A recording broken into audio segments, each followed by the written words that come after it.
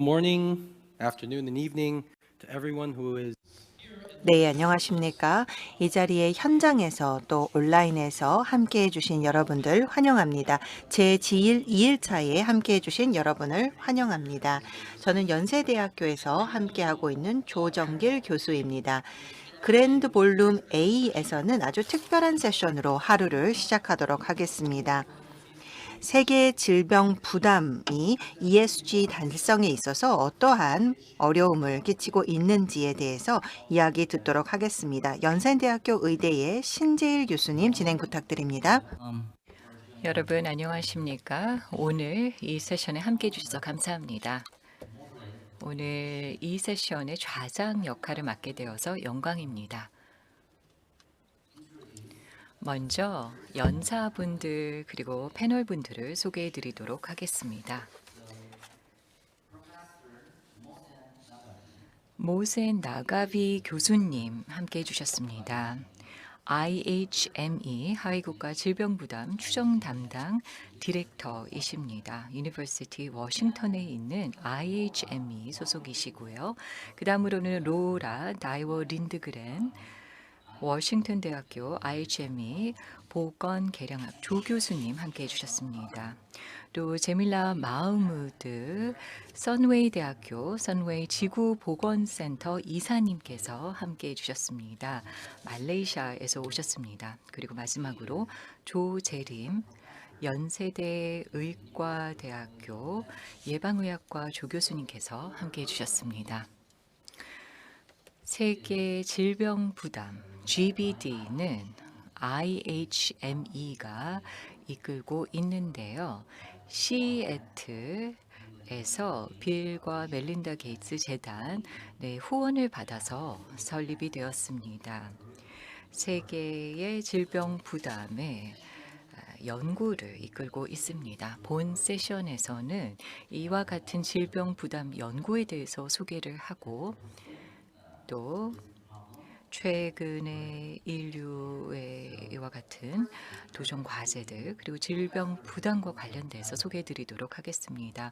우선 첫 번째 연사이신 모센 나가비 교수님께서는 이 하위 국가 단위에서의 질병 부담 추정과 관련된 연구를 진행하고 있습니다.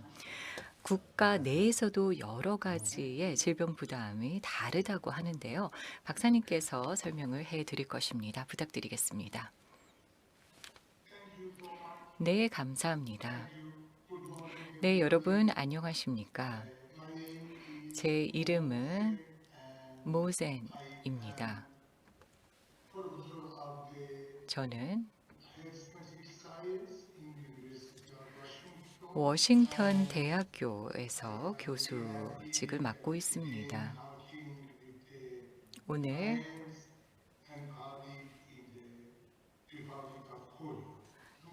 한국에서 발표하게 된 것을 기쁘게 생각합니다. 3개월 전에 제가 한국을 방문했었고요.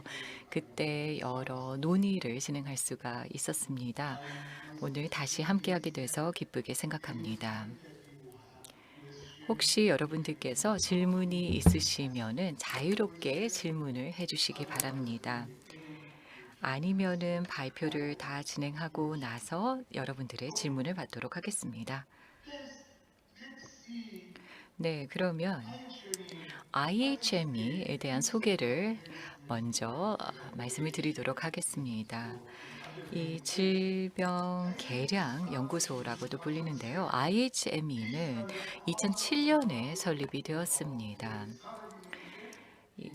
전 세계의 질병과 관련된 여러 가지 지식을 바탕으로 해서 저희가 연구를 진행하고 있습니다. 세계보건기구, 세계은행, 그리고 하버드대학교 등의 여러 가지의 질병과 그리고 세계 질병 부담에 대한 지식을 바탕으로 해서 연구를 이끌고 있습니다. 저희는 워싱턴 대학 안에 소재해 있고요. 그리고 빌 멜린다 게이츠 재단의 후원을 받아서 설립이 되었습니다. 많은 파트너 기관들과 협력하고 있습니다. 한국에서도 여러 파트너 기관들을 두고 있습니다. 유럽과 아시아에도 여러 파트너 기관이 있습니다. 가장 중요한 것은 과거에 2007년 이전에 GBD와 관련돼서 진행한 모든 것은 저희가 물론 여러 가지 연구를 진행을 했습니다만, 그러나 이제는 훨씬 더 포괄적으로 전 세계적인 만여 개, 2만여 개여 명의 협업자들과 함께 협업을 통해서 진행하고 있다는 것입니다. 지금 보시면은 한국에는 170여 명의 협업자들과 함께 연구를 진행을 하고 있고요.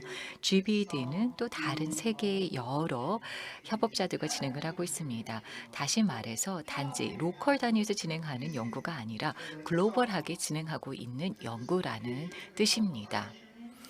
IHME에는 저희가 466명의 직원을 두고 있고요. 그중에 31명의 교수진입니다. 2022년에는 181건의 논문을 발표를 했고요. 1년 동안에 25만 건 이상의 논문이 인용이 되었습니다. 네, 굉장히 여러 가지의 데이터가 여기 나와 있는데요. 다 일일이 말씀을 드리진 않겠습니다. 저희가 이 세계 질병 부담 GBD 연구와 관련을 해서는요. 371개의 질병과 관련해서 저희가 연구를 하고 추정을 하는데요. 이와 같은 질병을 저희가 더 세부적으로 후유증까지도 추정을 하게 됩니다. 이 후유증이라는 것은 질병으로 인해서 나타나게 되는 결과라고 볼 수가 있겠습니다. 그래서 이러한 질병과 관련을 해서는 3,499건의 후유증, 그리고 87개의 위험 요소로 나눌 수가 있겠고요. 204개의 국가, 또 22개의 국가는 800개의 하위 국가가 있습니다. 예를 들어서 필리핀이라던가 또는 인도네시아 국가, 러시아, 미국, 영국, 폴란드 등의 국가들은 여러 하위 국가로 또 나누어서 저희가 산출을 하게 됩니다. 저희가 GBD 연구를 진행을 할 때마다 900여 개의 로케이션으로 나누어서 진행을 하게 됩니다.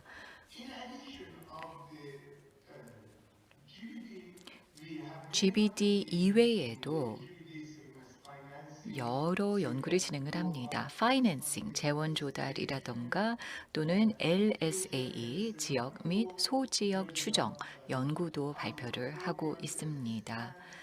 그리고 이 이외에도 약물 항균성 내성 부담과 관련된 연구, 또 미국 내 인종별, 지역별 보건 격차에 대한 보고서도 발표를 하는데요. 저는 오늘 GBD에 대해서 말씀을 드리겠습니다. 이 GBD, 세계 질병 부담이란 것은 무엇일까요? 우리는 모든 가용할 수 있는 데이터를 활용을 합니다. 그래서 체계적이고 과학적으로 이와 같은 이와 같은 데이터를 활용을 하여서 이 보건 격차를 산출을 하는 것이죠. 여러 가지의 질병 또는 부상 또는 위험 요인으로 인한 건강 손실의 비교 규모를 정량화하는데요. 특정 시점에 대한 연령, 성별, 지역별로 나누어서 저희가 이것을 분석을 하게 되는 것입니다.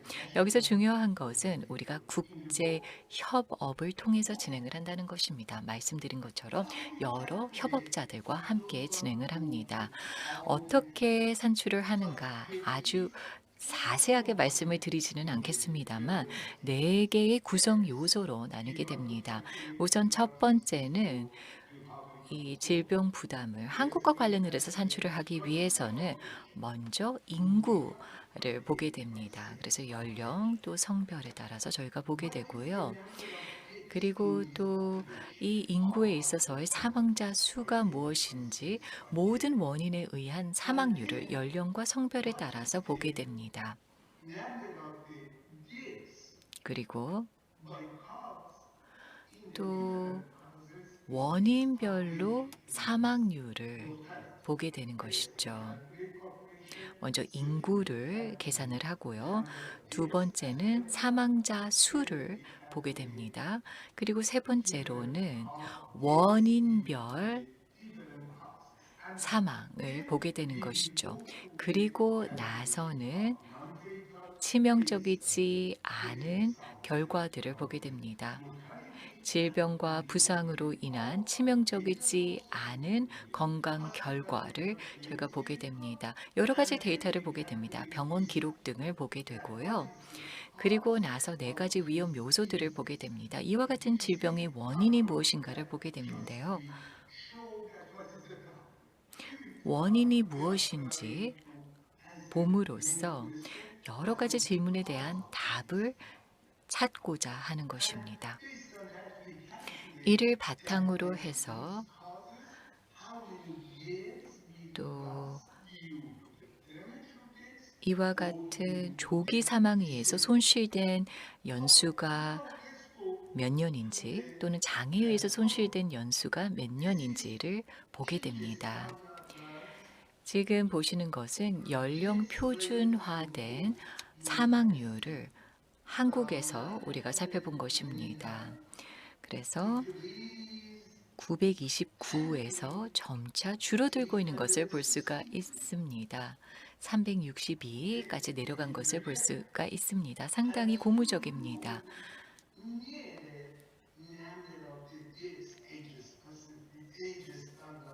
그리고 연령 표준화된 사망률을 보면은요. 굉장히 고무적이라는 것을 볼 수가 있습니다. 2020년에서 2021년을 제외하고는 모두 다 마이너스 값입니다. 이 기간은 코로나 기간이죠. 이때를 제외하고는 다 마이너스 값입니다. 자, 그 다음으로는 코로나 때의 사망을 일본과 한국 간의 비교를 해보았습니다.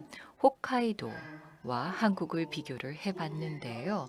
이때의 수치를 보면 홋카이도가 수치가 더 높은 것을 볼 수가 있습니다. 싱가포르가 더 수치가 낮습니다만, 그러나 2021년을 보면은 한국에서의 수치를 보면 홋카이도가 한국보다 더 결과가 나은 것을 볼 수가 있습니다. 그리고 브루나이 다르사와 유사한 것을 볼 수가 있습니다. 자, 그러면은 지금부터는 코로나 이전의 상황, 그리고 코로나 이후의 상황에 대해서 이야기해 보도록 하겠습니다. 지금 보시는 것은 사망자 수인데요. 1990년에 사망률 기준 상위 20개 원인을 봤습니다. 그래서 1990년에 보면 뇌졸중, 허혈성 심장질환 이러한 순으로 나와 있는 것을 볼 수가 있죠. 그리고 그 다음에 보면은요. 2019년입니다. 2019년에 이 원인들이 조금 바뀐 것을 볼 수가 있습니다. 뇌졸중, 알츠하이머, 허혈성 심장질환, 폐암, 그리고 또 하부 호흡기 질환이 있고요. 그래서 지금 보시면은 2위에 있었던 허혈성 심장 질환은 순위가 낮아졌지만 다른 요인은 또 순위가 올라간 것을 볼 수가 있습니다. 2021년은 어떨까요? 지금 알츠하이머, 뇌졸중, 그리고 폐암, 허혈성 심장 질환은 그대로 있습니다. 그리고 또 여기에 보면은 간암이 7위로 올라가 있고요. 여전히 동일합니다. 이것은. 그런데 여기서 이 그래프에 보십시오. 1990년부터는 한국에서 정부가 어떠한 개입을, 어떠한 조치를 취했을까요? 1990년부터 2021년까지 한국에서의 기대 수명이 11.7년 더 증가한 것을 볼 수가 있습니다. 상당히 고무적입니다. 이 지역에서 한국만큼 늘어난 경우가 없습니다. 싱가포르는 10년, 일본은 5.9년, 브루나이 다루살렘은 5.1년 증가했습니다. 가장 큰 원인은 어디에서 나타났을까요? 예방과 그리고 또 치료로 인해서 줄어든 것이 뇌졸중 그리고 또 신생물 등이 줄어든 것을 볼 수가 있습니다. 또 교통사고 또 눈에 띄죠. 그리고 또 여기 보시면은요. 이러한 원인들에 의해서 기대 수명이 늘어난 것을 볼 수가 있습니다. 그러나 또 다른 요인으로 인해서 기대 수명이 줄어든 이유도 있습니다. 코로나로 인해서 0.28 줄어든 것을 볼 수가 있습니다. 어떤 나라는 4년 줄어든 것을 볼 수가 있는데요. 한국 같은 경우에는 그거보다는 조금 적게 줄어들었습니다. 일본은 한국에 비해서는 더 적게 기대 수명이 상대적으로 줄어들었습니다. 그래서 이러한 상황이 이 그래프를 통해서 볼 수가 있습니다. 그러나 우리는 단순히 사망만을 보는 것은 아닙니다. 일반적으로 우리가 사망 수만을 보게 된다면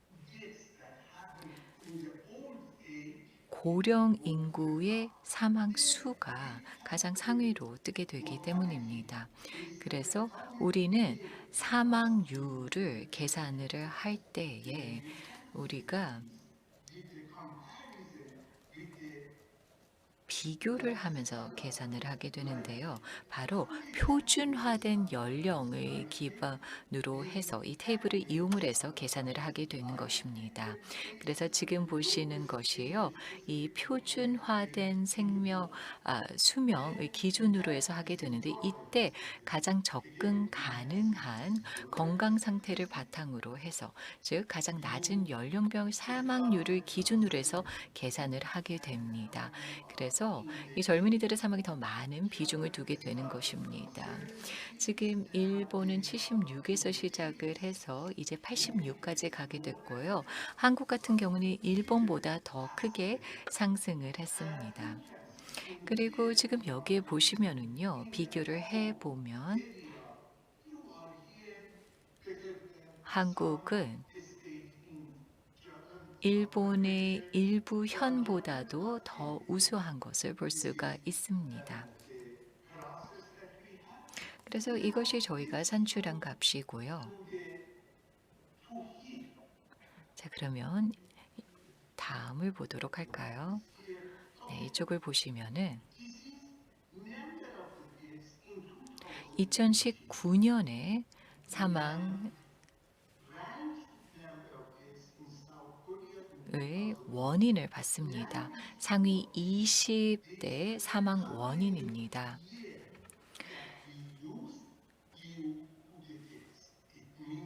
다시 말해서 지금 우측에 보면은 YL이라고 해서 이 수명 손실 연수인 것이죠. 기대 수명을 어느 시점에 질병을 조기 사망에 의해서 잃게 되는 이 손실 연수인 것입니다. 그 원인이 무엇인가라고 봤을 때 자살 등의 자해라는 것이 1위이고요. 폐암, 그리고 또 허혈성 심장 질환도 있습니다. 네, 그래서 지금 여기에 보시면요. 이러한 요인들이 있고 일부 원인들은 그 순위가 올라가는 것을 볼 수가 있습니다. 젊은 사람들에 있어서 더 치료가 잘 됨으로써 또 순위가 변동이 있는 것들도 있습니다. 이 3개국을 비교를 하고 있는데요. 일본과 한국 그리고 싱가포르를 비교를 하고 있습니다. 물론 자살률을 보고 있는데요. 일본과 한국 간에 통계적으로 유의미한 차이가 있지는 않습니다만 싱가포르에 있어서는 유의미한 차이가 있습니다. 폐암에 있어서는 일본과 비교를 해보면은 일본이 한국보다 통계학적으로 유의미하게 더 높고요. 싱가포르는 한국보다 더 낮습니다. 그리고 다른 원인들을 볼 수가 있죠. 지금 코로나를 보면은요. 2021년에 보면 코로나로 인한 값은 일본보다 한국이 높고요. 통계를 보면 싱가포르와는 유사합니다. 자, 지금 보시다시피 우리가 사망 수를 봤습니다. 기대 수명도 봤고요. 그리고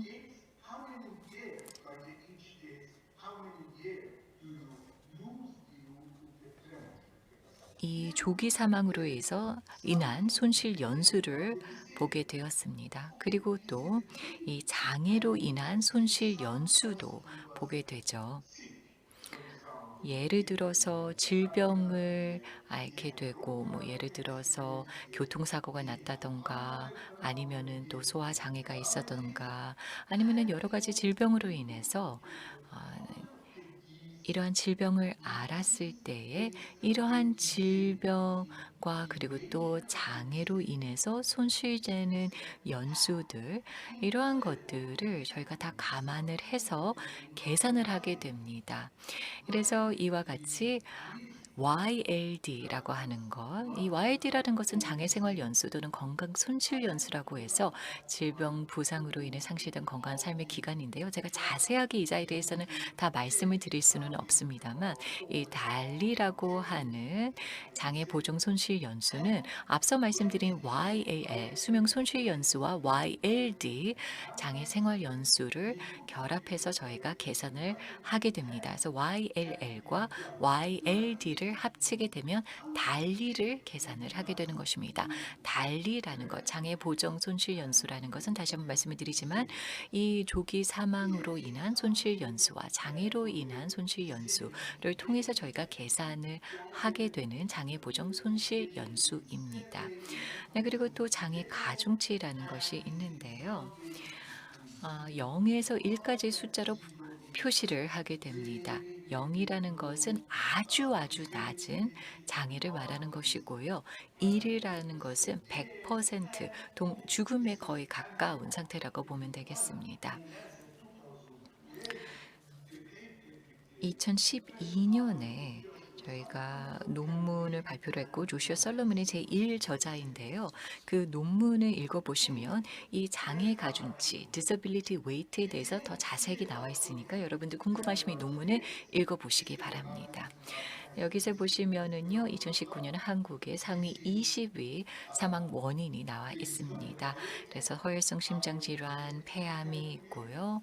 그리고 또 YLL 20위 원인이 나와 있습니다. 자해, 폐암, 허혈성 심장 질환 등등이 나와 있습니다. 이것은 이 수명 손실 연수입니다. 그리고 그 옆에 보시면 YLD 상위 20개 원인이죠. 장애로 인해서 잃게 되는 연수이고 그래서 허리 통증, 뭐 그리고 골격근 통증, 제2 당뇨 등이 있습니다. 그리고 마지막으로 나와 있는 것이 2019년 대한민국 사망 원인 상위 20대 원인입니다. 1위가 2019년에 해당되는 것이고요. 2019년에 상위 달리, 앞서 말씀드린 달리 이 장애 보정 손실 연수입니다. 1위가 바로 이 허리 통증, 그리고 2위가 2형 당뇨병입니다. 3위가 자해고요. 자, 지금 여기서 보시면은요, 통계학적으로는 이 비교하는 국가들 간의 차이는 없습니다. 첫 번째 원인에 있어서 그렇고요. 그리고 또 자해에 있어서도 그렇고, 그리고 또 골격근에 있어서도 있고, 당뇨에 있어서도 큰 차이가 없습니다. 지금 보시다시피 싱가포르에 있어서는 허혈성 심장 질환이 훨씬 더 높은 것을 볼 수가 있습니다. 네, 그리고 또 폐암에서는 큰 차이가 없는 것을 볼 수가 있고요. 그래서 이렇게 국가 간의 비교를 해볼 수가 있습니다. 그리고 또 YLL, YD 달리를 이용을 하여서 특정 위험 요인에 노출된 것으로 추적할 수 있는 이 부담, 우리가 기여 위험 분율이라고 하는 이 attributable fraction, 기여 위험 분율을 계산을 할 수가 있습니다. 예를 들어서 간암이라고 한다면 알코올 섭취로 인해서 아, 간암이 몇 퍼센트 발생하는 것인가, 그 위험 분율이 기여 위험 분율이 몇 퍼센트인가를 알 수가 있다는 것이죠. 그래서 이것을 우리가 이 YLD 달리를 이용을 하여서 계산을 하게 된다는 것이죠. 그리고 또 예를 들어서 이 만성 폐쇄성 폐 질환에 있어서 대기 오염의 기여 위험 분율을 볼 수가 있다는 것이죠. 담배에 의한 원인도 저희가 볼 수가 있겠고요. 아니면 다른 원인에 의한 그런 기여 위험 분율을 따져볼 수가 있습니다. 심장 질환, 고혈압에 의한 허혈성 심장 질환의 기여 위험 분율을 살펴볼 수가 있겠습니다. 지금 이 표에서는요, 한국의 상황이고요. 2019년이 오른쪽이고 왼쪽이 1990년입니다. 그래서 2019년에 상위 25대 5위의 리스크 요인입니다. 1위를 보면은 흡연, 담배입니다. 그리고 알코올 사용이고요. 1990년과 비교를 해보면은 고혈압 통제에 있어서, 개입에 있어서 상당히 잘 해 나간 것을 볼 수가 있습니다. 그러나 흡연 그리고 알코올 같은 경우는 오히려 순위가 올라간 것을 볼 수가 있습니다. 왜냐하면 제대로 통제를 하지 못했다라고 생각이 됩니다. 물론 통제가 약했다라고 말씀드리고 싶지는 않습니다. 왜냐하면 이러한 리스크 요인을 통제하기가 쉽지는 않거든요. 그래서 통제를 잘 못했다라고 말하고 싶지는 않습니다만, 또 여기에 나와 있는 것이 이 공복의 혈당 수치도 있고요. 이와 같은 위험 요인들, 흡연, 알코올, 그리고 이 혈당, 공복 혈당 수치 등이 눈에 띄는데요.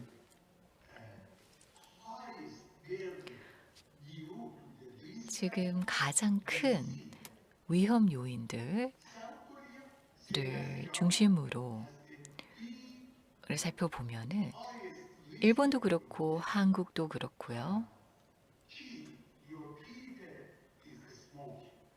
1위가 흡연인 것을 볼 수가 있습니다. 싱가포르보다도 오히려 훨씬 더 높은 것을 볼 수가 있습니다. 그런데 알코올 같은 경우에는 한국에만 해당이 됩니다. 일본 그리고 싱가포르에 있어서 알코올 섭취가 한국보다는 낮은 것을 볼 수가 있습니다. 또 전 세계 다른 지역에 있어서 알코올과 흡연이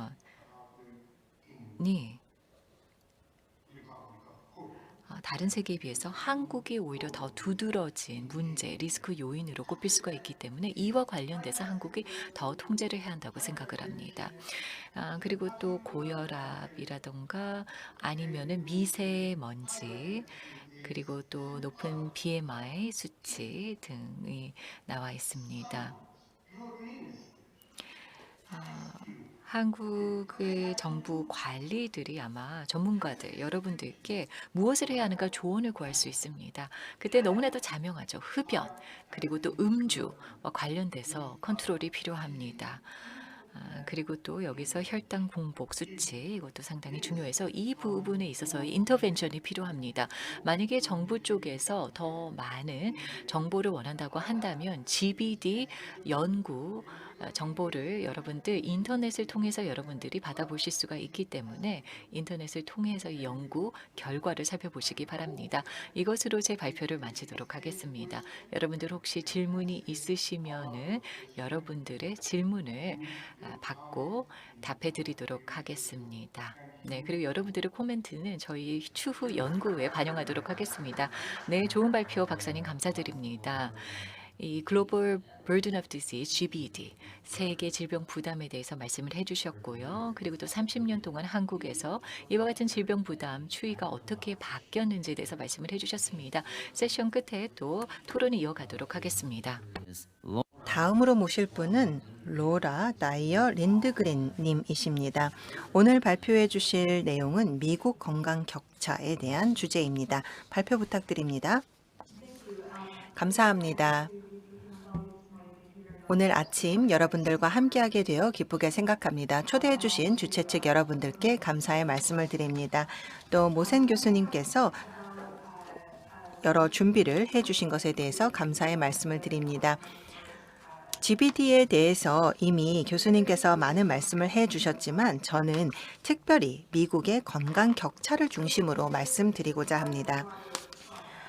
저희가 진행하고 있는 프로젝트의 일부를 소개해 드립니다. 미국 건강 격차를 저희가 측정을 하면서 카운티 단위에서 인종과 민족별로 어떻게 계층화되어 있는지 분석을 하고 있습니다. 그래서 GBD와 동일한 전체 프레임워크를 사용하고 있기 때문에 앞서 교수님께서 말씀해 주신 프레임워크는 동일합니다. 그런데 그 하에서 카운티 단위별로 인종과 민족별로 건강 손실의 모든 측면과 다양한 지표, 예를 들어서 사망이라든지 발병률, 유병률, 장애를 안고 살아가게 되는 횟수, 장애 보전 생존 연수, 건강 수명 등을 살펴보고 있습니다. 그리고 또 GBD의 원인도 저희가 구조화하면서 건강 상태에 대한 고려를 하고 있고요. 이 GBD에 대해서 연구를 하고 있기 때문에 IHME, 즉 건강 측정 및 평가 연구소와 또 소수민족 건강 및 건강 격차 연구소가 같이 협력을 하고 있습니다. 오늘 발표를 통해서 GBD의 두 가지에 대해서만 집중해서 말씀을 드리도록 하겠습니다. 앞서 모센 박사님께서 발표해 주신 여러 내용 중에 두 가지에 대해서 말씀을 드리겠습니다. 치명적인 질병과 또 사망 원인 두 가지 측면을 살펴보도록 하겠습니다. 이 사례의 분석을 살펴보면 저희가 카운티 단위로 분석을 했습니다. 보시는 바와 같이 미국 전역에 약 3,100여 개의 카운티가 존재합니다.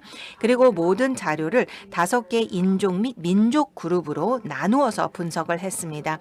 인종과 민족은 다릅니다. 인종 같은 경우에는 라틴계라든지 이러한 종류의 분류를 말하고 민족 같은 경우에는 아시아, 흑인, 백인, 아메리칸 인디안, 알래스카 원주민, 아시아 및 태평양 섬 출신을 저희가 분석하고 있습니다. 그래서 인종과 민족 그룹을 합해서 5가지로 분석을 하고 있습니다.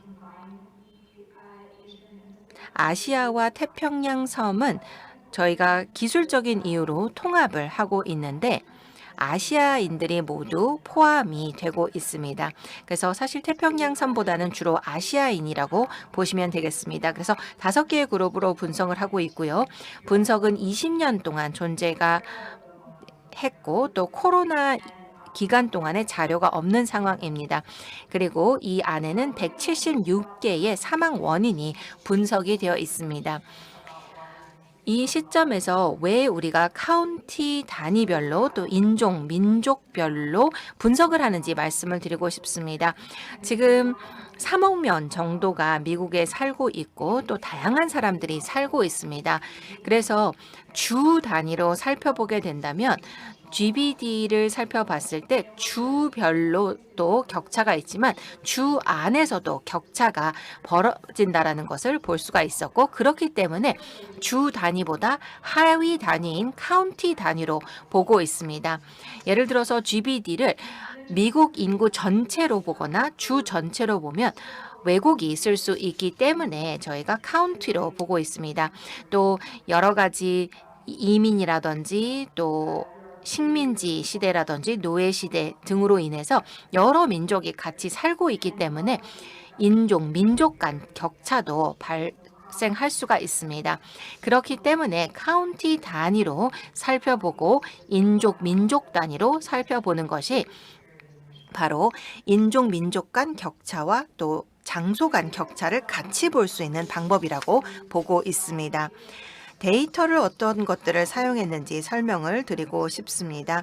그리고 또 이 데이터가 어디에서 왔는지 그 출처도 말씀을 드리고 싶습니다. 치명적인 질병 부담을 살펴보게 된다면 사망자 숫자가 중요한데 사망자 숫자는 사망 증서를 기준으로 하고 있습니다. 국립 필수 통계 시스템이라는 것이 미국에 존재하고 있는데요. 모든 주가 정보를 수집해서 이 시스템 안으로 입력을 하게 됩니다. 그래서 미국 안에 모든 사망자에 대한 정보를 담고 있고요. 그다음에 인구가 필요하기 때문에 인구 정보를 카운티 단위로 미국 인구조사국으로부터 받아서 사용하고 있습니다. 저희 통계 모델은 다양한 정보를 사용하고 있는데 예를 들어서 공변량을 사용하고 있습니다. 빈곤이라든지 교육이라든지 이러한 정보를 사용하고 있는데 다양한 출처를 갖고 있지만 미국의 커뮤니티에 대한 설문조사가 진행이 되고 있습니다. 이 커뮤니티에 대한 설문조사를 출처로 사용을 하고 있습니다. 인종과 민족을 사망 증서에 표시할 때에는 당연히 사망자가 직접 사망 증서에 자신의 인종, 민족을 표현할 수가 없기 때문에 타인이 그것을 표시하게 됩니다. 그렇기 때문에 오분류가 발생하고 있습니다. 이 오분류 비율을 저희가 조정해서 사용을 하고 있습니다. 여기에 보시면 결과가 어떠한 모습인지 말씀을 보여드리도록 하겠습니다. 여기에 보시면 국가 단위로 기대 수명이 2000년부터 2019년까지 표시되어 있습니다. 초록색이 있는데요. 이 초록색 같은 경우에는 미국 전체의 표시이고 또 나머지 선들을 보면 인종, 민족별로 기대 수명이 표시되어 있습니다. 미국의 기대 수명은 전 세계적인 평균 대비 상당히 높습니다. 그런데 기대 수명이 올라가고 있는 그 증가율은 상당히 그동안 그대로 유지되고 상승하지 못했던 모습을 볼 수가 있습니다. 전체 통계인 회색 선을 보면 2010년까지는 상승하지만 그 이유는 평탄화되고 있는 것을 볼 수가 있습니다. 다른 인종, 민족별 라인들을 살펴보게 되신다면 2000년과 2019년에 격차가 계속해서 크게 유지되고 있는 것을 볼 수가 있습니다. 백인 같은 경우에는 대다수를 차지하고 있기 때문에 회색 선과 상당히 유지한 것을 볼 수가 있는데 흑인 같은 경우에는 전국 평균보다 낮은 것을 볼 수가 있겠고요. 아메리칸 인디안 또는 알래스카 원주민은 흑인보다 더 낮은 상황입니다. 라틴계와 아시아계 같은 경우에는 평균보다 상당히 높은 상황인 것을 보실 수가 있습니다. 백인보다도 훨씬 높죠. 시간에 따라서 트렌드가 조금씩 변화하기도 합니다. 그래서 여러 그룹 간의 격차가 조금씩 달라지기는 하지만 이 정도의 동향은 유지되는 것을 볼 수가 있습니다. 카운티 단위로 이제 기대 수명을 지도상에서 표현을 하고 있습니다. 여기 보시면 2019년 자료이기 때문에 변동을 보여드리는 것은 아니고 2019년에 지역별 격차 그리고 인종별 격차를 보여드리고 있습니다. 여기서 중요한 점들이 있다면 색을 보시면 붉은색과 오렌지색 같은 경우에는 기대 수명이 낮은 색깔이고 초록색과 파란색은 기대 수명이 높다라고 보시면 되겠습니다. 평균 같은 경우에는 노란색이라고 보시면 되겠습니다. 그래서 여기에 보시면 전체의 수치 같은 경우에는 노란색이 많은데 아메리칸 인디언과 흑인 같은 경우에는 붉은색, 주황색이 많고 라틴계와 아시아계 같은 경우에는 초록색, 파란색이 많다라는 것을 볼 수가 있습니다. 그래서 여기서 또 주목해야 할 것은 인종별 격차뿐만 아니라 카운티별로도 격차가 있다라는 것을 볼 수가 있습니다. 여기에 보시면 가장 오른쪽 하단에 보시면 카운티별로 격차가 있다라는 것을 볼 수가 있겠고요. 백인도 마찬가지고 각 인종별로 지도에 보면 카운티별로 격차가 있다라는 것을 볼 수가 있습니다. 앞서 슬라이드와 같은 자료이지만 2000년부터 2019년까지의 기대 수명의 변동을 보여드리고 있습니다. 파란색 같은 경우에는 기대 수명이 증가했다라는 것이고, 보라색과 분홍색은 기대 수명이 낮아졌다라는 것을 볼 수가 있습니다. 여기에 보시면 흑인 같은 경우에는 기대 수명이 미국 전역으로 높아졌다라는 것을 볼 수가 있습니다. 아주 긍정적인 결과이죠. 그런데 증가 폭이 카운티별로 다르다라는 것을 볼 수가 있습니다. 예를 들어서 10년 이상 증가한 경우도 있고 그렇지 않은 경우도 있다라는 것을 볼 수가 있습니다. 백인과 라티노 그리고 아메리카 인디언과 알래스카 원주민을 보면 기대 수명이 오히려 낮아진 상황도 있습니다. 코로나 이전에도 기대 수명이 낮아진 지역이 있다라는 것이 상당히 저희가 주목할 만한 자료라고 생각을 합니다. 또 다시 다른 시각으로 살펴보도록 하겠습니다. 카운티 내의 격차를 살펴보도록 하겠습니다. 백인 대비 격차를 보는 것입니다. 그것은 백인 숫자가 가장 많기 때문입니다. 그래서 아주 안정적인 대조군으로 사용될 수 있기 때문에 백인 대비 카운티 내 격차입니다. 보라색 같은 경우에는 백인에 비해서 기대 수명이 같은 카운티 내에서 더 높다라는 것을 의미합니다.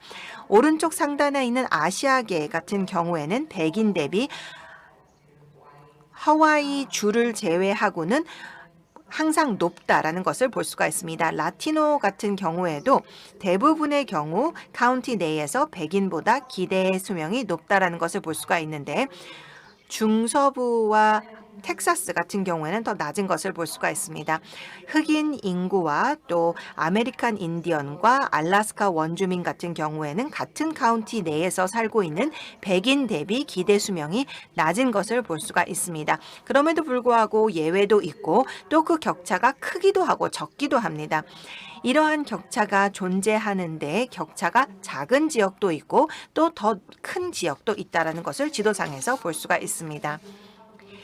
기대 수명에 대해서 말씀을 드렸는데요. 이제는 다음 주제인 사망 원인 한번 살펴보도록 하겠습니다. 여기에 보시면 가장 먼저 전국적인 트렌드를 먼저 살펴보게 됩니다. 여기에 보시면 앞서 기대 수명에 대해서 봤던 것과 반대로 나타나는 사망률이고요. 사망률 같은 경우에는 저희가 사망 원인별로 나누었다라는 것을 볼 수가 있습니다.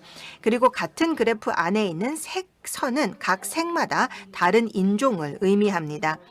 여기에 보시면 기대 수명과 반대로 그래프가 움직이는 것을 볼 수가 있습니다. 사망률을 보면 기대 수명과 정반대로 흑인과 아메리칸 인디언이 가장 높고 라틴계와 아시아계는 가장 낮고 미국의 백인들은 중간쯤인 것을 볼 수가 있습니다. 사망 원인별로 살펴보면 흑인 같은 경우에는 또 아메리칸 인디언들이 서로 1, 2위가 다를 수도 있고 라틴계와 아시아계가 하위 1, 2위가 다를 수는 있지만 전반적인 트렌드는 그대로 유지되는 것을 볼 수가 있습니다. 그래도 예외가 있습니다.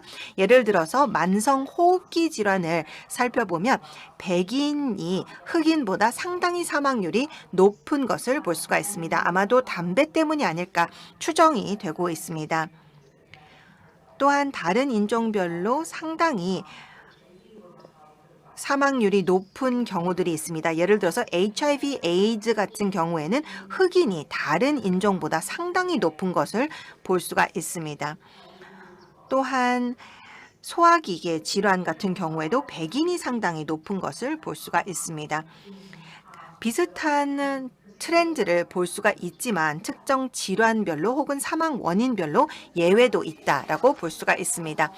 여기에 보시면 같은 사망 원인들을 그대로 표시한 것입니다. 왼쪽 상단의 전체 사망률이고 그 다음에 지도 하나하나별로는 사망 원인별입니다. 그리고 이것을 다시 장소별로 나누어 본 것입니다. 여기에 보시면 카운티 단위의 사망률을 전국 사망률과 비교해 본 수치입니다. 그래서 지도상에서 오렌지색 쪽에 가까운 색 같은 경우에는 그 카운티에서는 그 사망 원인에 대해서 전국 평균보다 더 높다라는 것을 볼 수가 있겠고요. 보라색 계열 같은 경우에는 그 특정 사망 원인이 그 특정 카운티에서 전국 평균 대비 낮다라는 것을 볼 수가 있습니다. 왼쪽 상단의 모든 사망 원인이 표시가 되어 있고요. 인종별로 나누어 봤을 때와 비슷하게 굉장히 비슷한 패턴입니다. 예를 들어서 동남쪽 같은 경우에 그리고 일부 서쪽에서 사망률이 전반적으로 높은 것을 볼 수가 있습니다. 그리고 동북부는 전체적으로 낮은 것을 볼 수가 있습니다.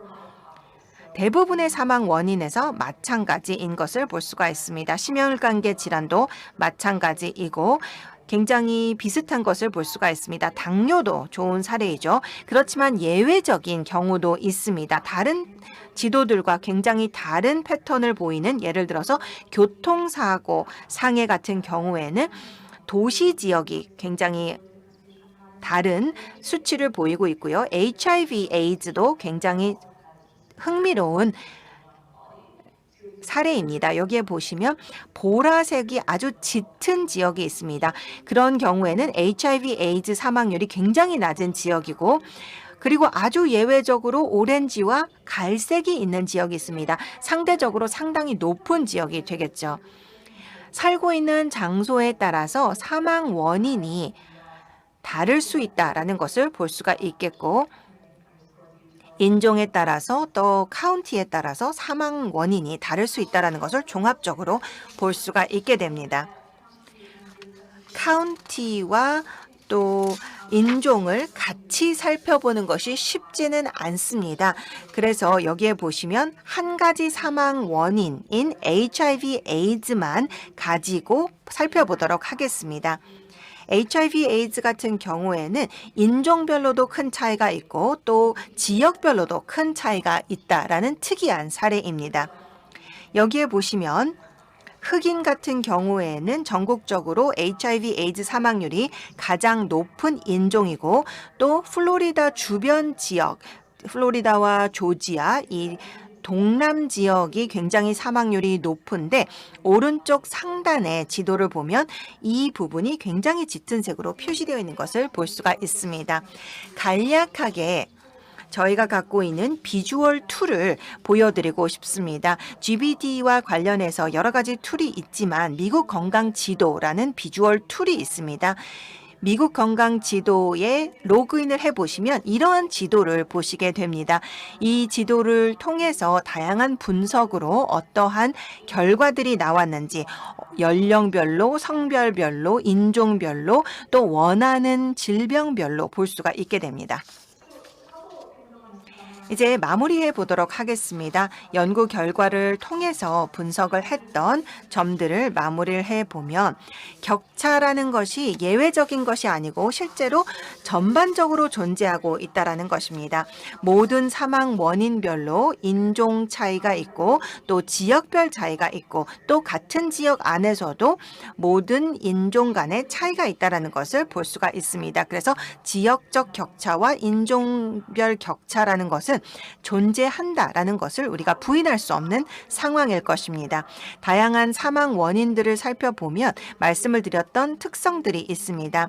예를 들어서 사망률이 흑인 인구와 또 알래스카 원주민들 그리고 아메리칸 인디언에서 가장 높고 또 아시아계와 라틴계 같은 경우에는 가장 낮습니다. 그리고 또 특정 지역에는 예를 들어 동남부나 애팔레치아 지역 같은 경우에는 특정한 사망 원인이 상대적으로 높게 나타나는 것도 볼 수가 있습니다. 전반적인 동향은 비슷하지만 예외도 분명히 많이 있다라는 것을 볼 수가 있습니다. 그래서 전체적인 사망률이라든지 사망 원인 그리고 기대 수명 수명과 비슷한 패턴을 보이기도 하지만 그와 굉장히 다른 예외적 패턴도 나타나는 것을 볼 수가 있습니다. 카운티라는 위치와 인종, 민족을 동시에 고려하며 이것을 따로 고려했을 때 나타나지 않는 새로운 패턴들이 드러나고 있기 때문에 위치와 인종, 민족을 같이 고려해 본다면 새로운 인사이트를 제공하고 추가적인 연구와 조치의 기회로 이어진다고 생각을 합니다. 오늘 발언의 기회를 주셔서 감사드립니다. 모든 발표와 토론에 대해서 기대감을 갖고 기다리겠습니다. 네, 감사합니다. 훌륭한 발표 감사드립니다. 인종 격차에 대해서 특히 기대 수명과 사망 원인에 대해서 말씀해 주셔서 감사합니다. 차후 논의를 기대합니다. 다음 발표를 들어보도록 하겠습니다. 네, 슬라이드 보여주시겠습니까? 네, 제가 준비를 했는데요. GBD 연구 예로 한국의 연구를 소개해드리고 싶습니다. 이미 앞서서 모센 나하비 교수님께서 한국의 중요한 변화들을 말씀을 해주셨기 때문에 한국의 중요한 배경 설명, 상황에 대해서 좀 설명을 드리고자 합니다. 네, 최근에 발표가 되었던 연구입니다. 이 한국의 인구 보건 결과와 2040년까지의 전망으로서 2019년 GBD 연구를 위한 체계적 분석으로서 한국은 독특한 국가적 특성을 갖고 있습니다. 고도로 도시화된 국가이고 80% 이상, 즉 5,200만 명 인구의 80% 이상이 도시 지역에 살고 있고 50%가 서울 수도권 지역에 살고 있습니다. 아시다시피 한국은 급속한 경제 성장을 경험을 했습니다. 한국 전쟁이 1953년에 끝났을 때에 세계 최빈국 중에 하나 있지만 이제는 GDP 기준으로 해서 세계 10대 경제 대국이 되었습니다. 그리고 한국은 민간 임의 가입 의료 보험 제도에서 정부가 의무적으로 시행하는 보편적 의료 보장으로 전환했습니다. 2000년에 국민건강보험공단이 설립이 되었고요. 2006년이 되었을 때에 한국 인구의 96.3%가 건강보험 적용 인구에 해당이 되었고 3.7%만이 의료급여 적용 인구였습니다. 이와 같은 보편적 의료 보장은 모든 한국인의 의료 접근성을 향상시켰습니다.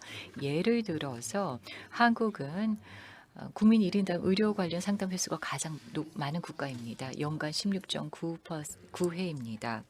그래서 굉장히 높은 것을 볼 수가 있고 한국 같은 경우에는 1인당 의사 진료 상담이 가장 높은 것을 볼 수가 있고 그 다음으로는 일본이고 그 외에는 주로 유럽 국가인 것을 볼 수가 있습니다. 한국의 상황을 보면은요. 그러나 지금 그 재원이 점차 줄어들고 있습니다. 이것은 한국의 노동 연령 인구가 감소하고 있기 때문입니다. 국민건강보험공단의 이 누적 자금이 점차 줄어들고 고가될 것으로 예상이 됩니다. 그리고 고령 인구의 비전염성 질병 부담이 증가하면서 의료비가 증가하고 있습니다. 이것이 현재 한국이 직면해 있는 심각한 문제 중에 하나입니다. 그렇기 때문에 한국의 이 질병 부담에 대한 역학적 변화에 대한 상세한 분석이 필요한 것이고요.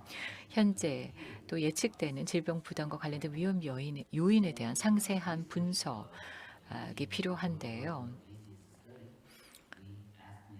우리가 이와 같은 질병 부담을 한국과 관련을 해서 연구를 하게 되었습니다. 그래서 우리가 사망률을 살펴보았습니다. 특히 남녀 비율의 사망 원인을 살펴보았고요. 그리고 또한 이 2040년까지도 추정치를 저희가 계산을 해봤습니다. 그래서 자세한 사항들은 앞선 발표에서 살펴보았습니다. 지난 30년 동안에 보면은요, 지금 보면은 급속한 하락세를 보이고 있고, 지금 우측에 보시면은 세계에서 가장 큰 폭의 하락세를 보여주고 있습니다. 그래서 연령 표준화된 단리 비율은 가장 크게 하락하고 있고, 지금 보시는 것은 이미 박사님께서 발표를 해주셨기 때문에 제가 설명을 하지 않겠습니다. 한국에서의 다른 국가 국가들과 비교를 했을 때 최대 사망 원인이고요. 그래서 지금 여기 보시면은 2급 위험 요인을 기인한 사망을 보여주고 있습니다.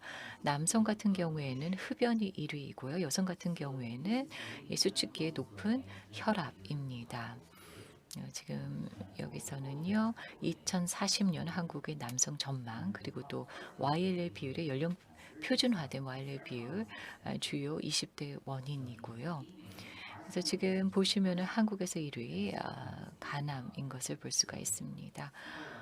알츠하이머도 있고 그리고 또 자살률도 나와 있는 것을 볼 수가 있습니다. 이 연구는 이 보편적 의료 보장 시행 이후에 30년 동안의 한국의 인구 건강 성과를 특징적으로 보여줍니다. 이는 통찰을 제공함으로써 또 아시아 국가들 중에서 한국과 유사하게 급속한 경제 성장을 이룩하고 있는 국가들이 있는데요. 한국의 정보를 바탕으로 해서 또 많은 통찰을 얻을 수 있고 또 예방과 통제 노력에 도움이 될 수 있을 것이라고 생각을 합니다. 이 툴은 IGME가 개발을 한 것이고 랜셋에서 퍼블리시가 됐기 때문에 여러분들이 찾아보실 수가 있습니다. 여러분들의 국가를 검색을 해보면은요, 이 보건과 관련된 SDG와 관련된 정보를 찾아보실 수가 있습니다. 감사합니다. 자, 그러면 다음 발표를 들어보도록 하겠습니다. 다음으로는 제밀라 마뭇님을 모시도록 하겠습니다. 오늘 발표해 주실 내용은 인류세에서의 글로벌 의료 리스크에 대해서 말씀해 주시겠습니다. 네, 안녕하십니까? 인사드립니다. 오늘 저는 발표를 통해서 좀 반대 방향으로 가보도록 하겠습니다. 좀 큰 그림을 통해서 전 지구적 의료 리스크가 이 인류세 속에서 어떻게 나타나고 있는지 말씀을 드리고 싶습니다. 인류세에 대한 논란이 있기는 하지만 기본적으로 지금 현재 나타나고 있는 변화가 인간의 행동으로 인한 변화다라는 것을 근간으로 하고 있습니다. 여기에 보시면 어제 제 강연을 안 들으신 분들을 위해서 다시 한번 말씀을 드리도록 하겠습니다. 사람의 건강은 지구의 건강과 연결되어 있다라는 전제 하에 어떠한 과학적 측정들이 있어야만 우리가 안전지대를 찾을 수 있을까요? 2009년에 여러 과학자들이 지구의 안전지대를 찾기 위한 연구를 진행했고요. 혹시 넷플릭스 보시는 분들께서는 Breaking Boundaries라는 다큐멘터리 꼭 보시기 바랍니다. 데이븐 애든버러 님의 나레이션으로 이 이야기를 잘 스토리텔링한 다큐멘터리다라고 소개해드리고 싶습니다. 기본적으로 간단하게 말씀을 드리자면 이 안전지대를 정의하기 위해서 9개의 영역이 있는데 8개는 직접 측정이 가능하고 하나는 추정입니다. 우리가 이 안전한 초록색 지대에 있어야만 우리 개인의 건강을 보장받을 수 있는데 이 안에 꼭 있어야만 하는데 이 8개의 측정 가능한 영역 중에 6개의 영역이 이미 초록색을 벗어났다라고 말씀을 드릴 수 있겠습니다. 상당히 위험한 상황이죠. 얼마나 위험한 상황인지를 한번 살펴보도록 하겠습니다. 세계경제포럼의 글로벌 리스크 보고서에 나와 있는 이야기입니다. 사람들의 시각을 설문조사를 통해서 정리한 것입니다. 앞으로 2년 안에 가장 큰 위협이 무엇이 될까에 대한 질문을 했을 때 잘못된 정보 그리고 또 일부러 정보를 조작한 것이다 라고 이야기를 하고 있습니다. 이것을 정보 팬데믹이라고 부르기도 합니다. SNS를 통해서 잘못된 정보가 상당히 빠르게 퍼져나가고 있는데 건강에도 악영향을 미칠 뿐만 아니라 정치, 경제에도 악영향을 미치고 있죠. 이상기후가 두 번째다라는 것을 보실 수가 있습니다. 이 이상기후는 차후에도 조금 더 구체적으로 살펴보도록 하겠습니다.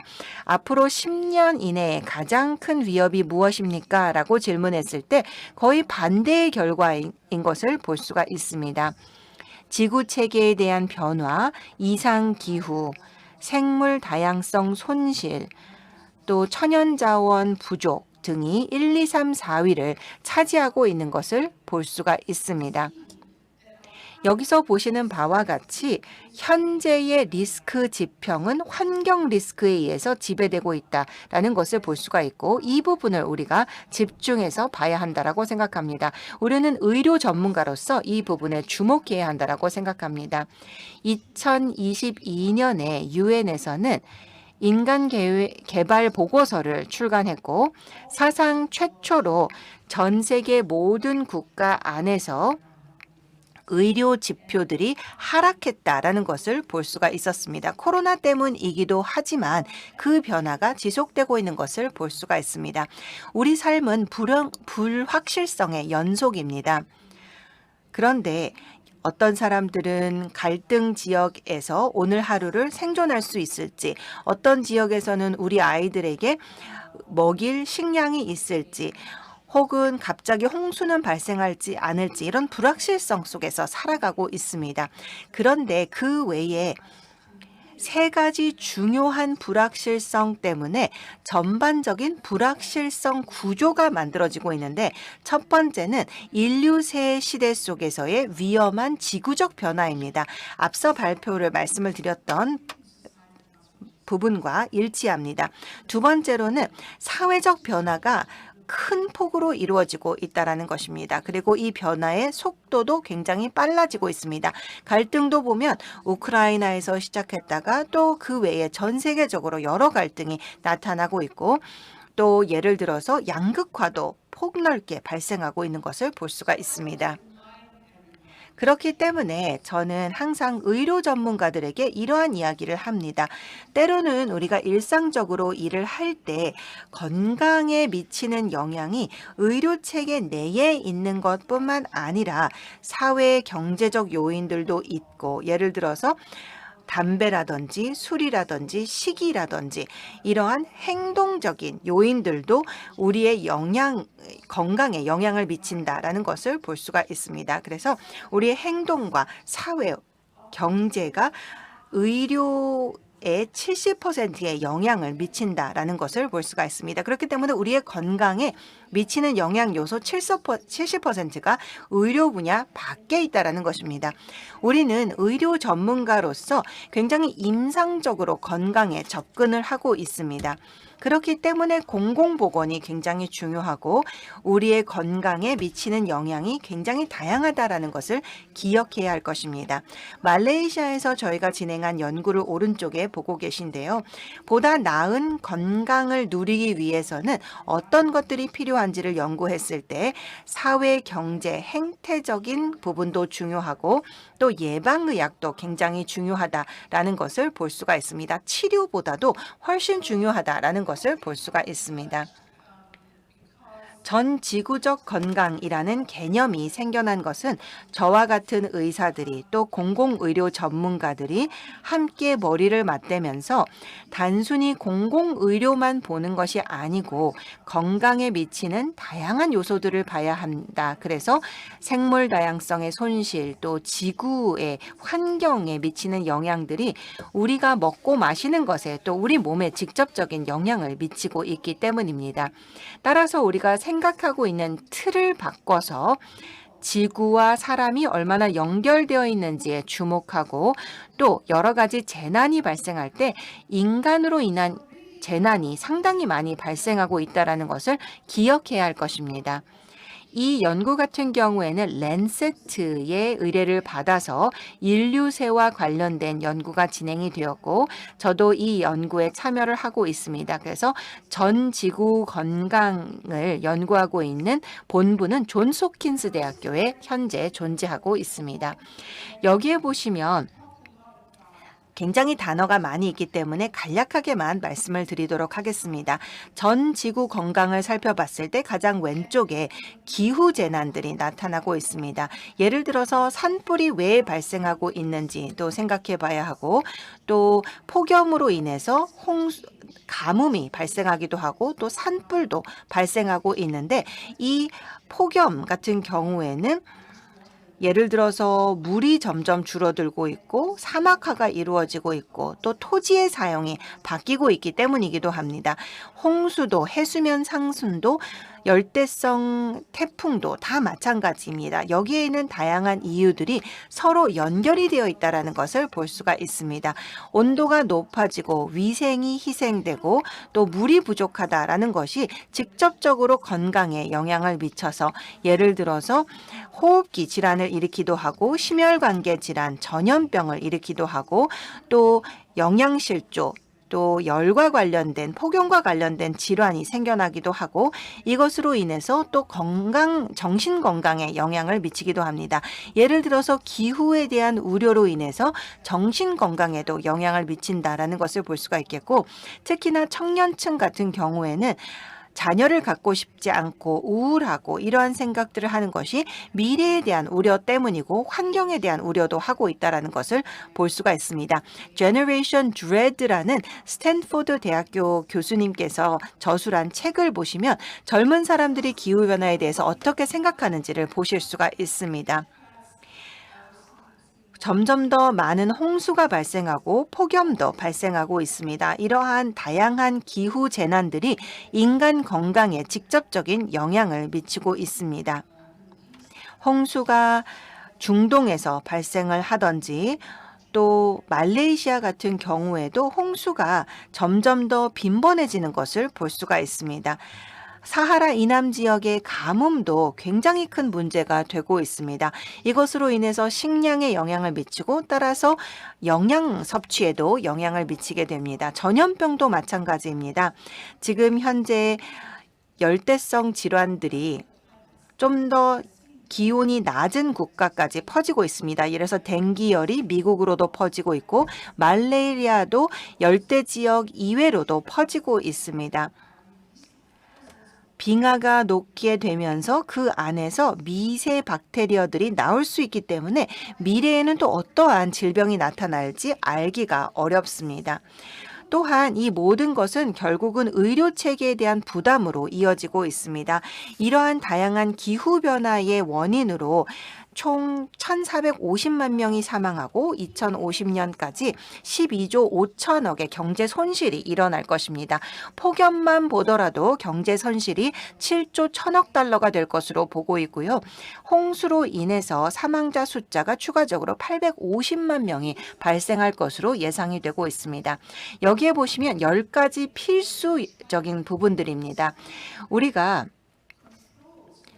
어느 정도의 제어를 해서 1.5도씨 이상 온도가 올라가지 않도록 하는지 등 여러 가지 우리가 반드시 해야 하는 것들이 10가지로 정리가 되었습니다. 아리조나 주립대에서 주도해서 정리를 해주신 것으로 제가 알고 있습니다.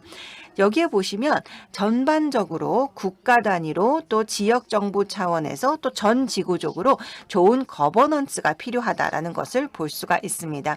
그렇기 때문에 전 지구적 건강은 모두가 함께하는 목표입니다. 우리의 행동도 변해야 하고 우리의 생각도 바뀌어야 하고 의료 체계의 사일로도 무너뜨려서 사회, 경제, 환경, 행태가 모두 하나로 모아져서 전 지구적 건강을 위해서 기여를 해야 한다라고 말씀을 드리고 싶습니다. 테드로스의 말을 인용하면서 마무리하도록 하겠습니다.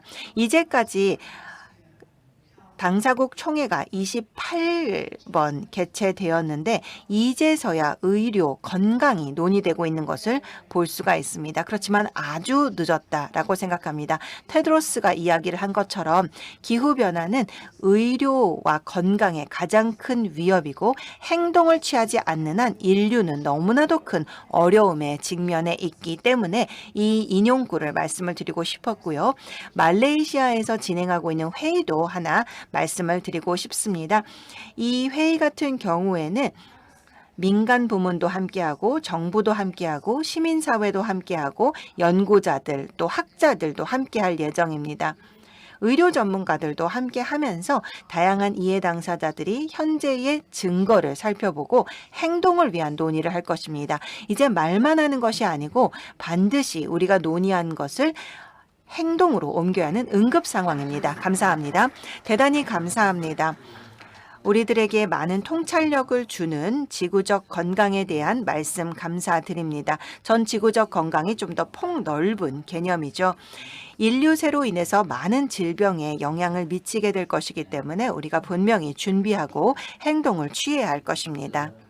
limits 네, 시간이 많이 남지 않았습니다. 그렇기 때문에 바로 조재림 교수님의 말씀을 들어보도록 하겠습니다. 교수님께서 조금 짤막하게 말씀을 해주시겠습니까? 네, 발표 부탁드리겠습니다. 네, 교수님 감사합니다. 네, 여러 교수님들 굉장히 통찰력 있는 발표해 주신 것에 대해서 감사드립니다. 저도 구체적인 사안들에 대해서 배울 수가 있었고요. 한국의 여러 가지 사안들에 대해서도 알 수가 있었습니다. 굉장히 흥미로운 세션입니다. 왜냐하면 저도 이 아동 그리고 또 청소년의 건강과 관련된 특히나 대기오염과 관련된 건강에 대한 연구를 진행해 왔기 때문입니다. 진행했던 연구 중에서는 이 메타 건강과 관련돼서 대기 오염의 영향을 저희가 연구를 했었고요.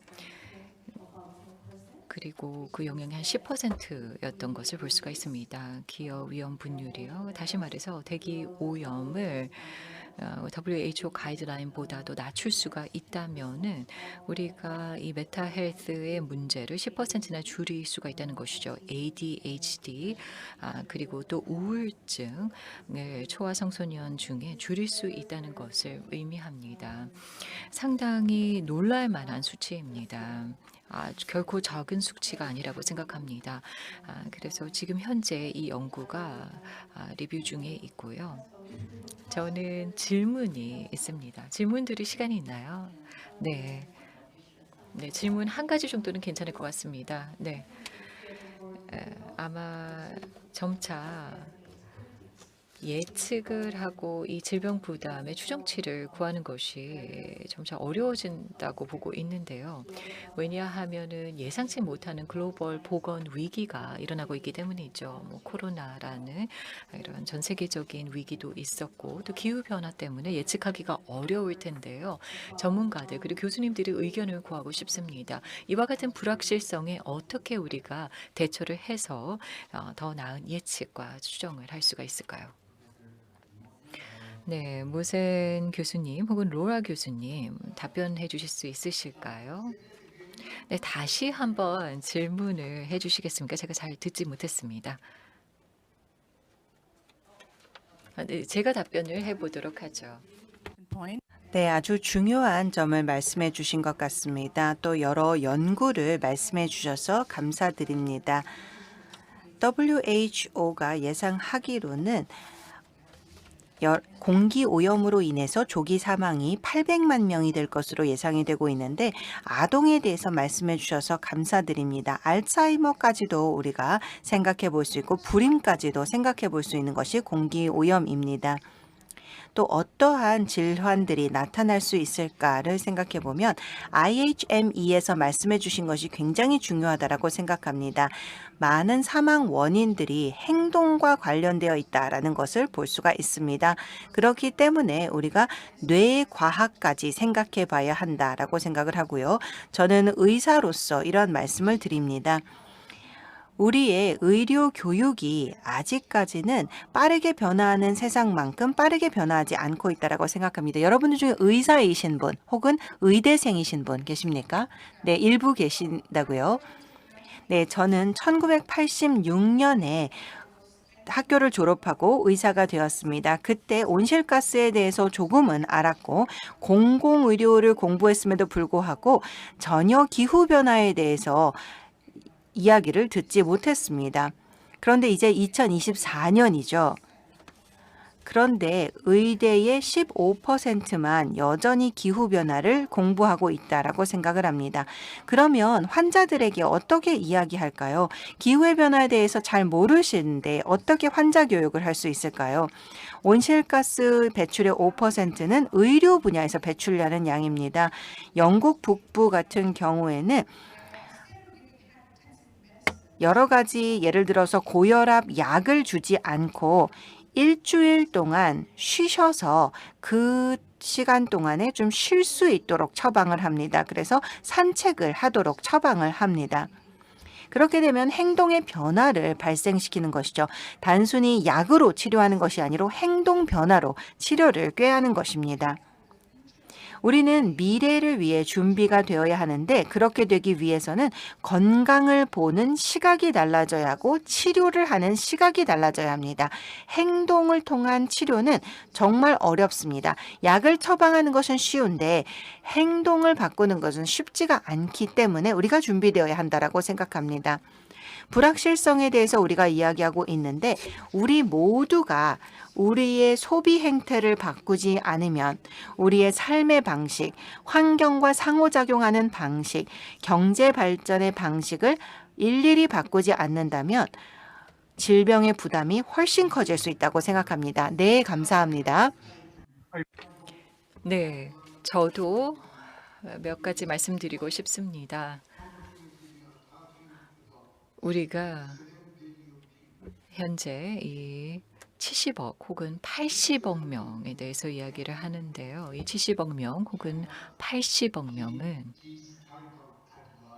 이와 같은 이 고혈압에 대한 처방, 예를 들어서 이 70억, 80억 명에게 한 달 동안 걸으라라고 우리가 처방을 할 수는 없는 것입니다.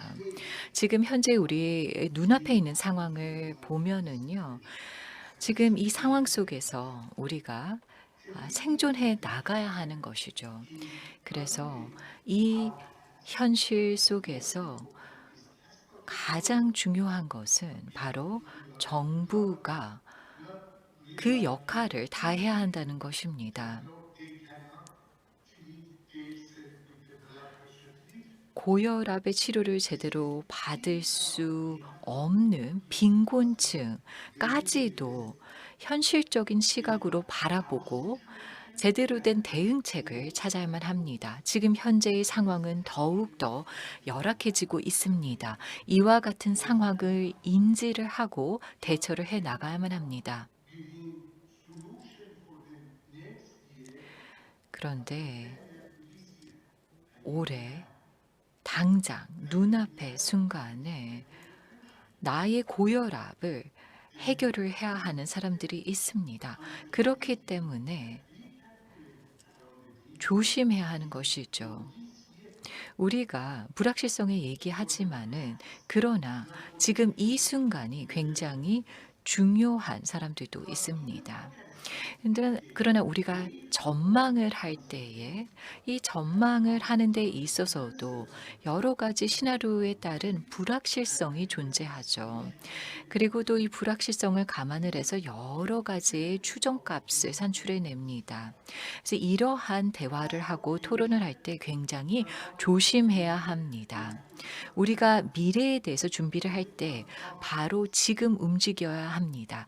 그러나 우리가 수십억 달러의 예산을 사용을 하고 또 정부가 이 예산을 책정을 해야 하고 편성을 해야 하는데요. 이 문제는 바로 정부가 다뤄야 하는 것이고 빈곤층의 문제가 아니라 이것을 어떻게 배분을 할 것인가는 정부의 손에 달려 있습니다. 그래서 이러한 모든 것을 포괄적으로 고려를 해서 반영을 해야 할 것입니다. 네, 감사합니다. 그런데 시간이 다 됐기 때문에 본 세션을 이제 마무리를 해야 합니다. 참석해 주신 모든 패널 여러분 그리고 연사 여러분 감사합니다. Inspiring session. It was 네, 많은 영감을 주는 세션 감사드립니다. 아주 열정적인 세션을 진행했는데요. 지금부터 7분 동안 휴식 시간을 갖고 10시 55분에 시작하도록 하겠습니다. 일정보다 5분 지연된 55분에 시작하겠습니다. 감사합니다.